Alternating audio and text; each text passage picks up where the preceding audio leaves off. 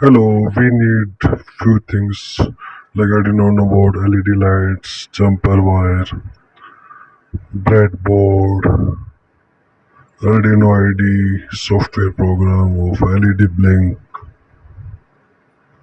So now we have Arduino board, breadboard, and LED. Now we have to connect anode side of LED to pin number 2 of Arduino board and the LED cathode pin we need to connect to ground of Arduino board. So after making these connections, we have to make program. So we will look into that. Here we are making connections. We have taken Arduino board, breadboard, jumper wires, and LED lights. Now these LED lights we are putting into the breadboard.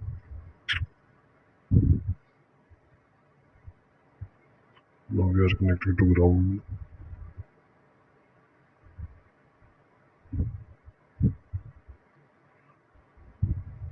Positive side of LED we have to connect to pin number 2. Here we have connected ground, pin number 2.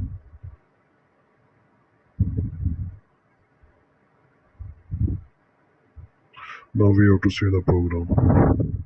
So now we are using pin number 2. So we have defined one variable int LED2. Here we are using as output.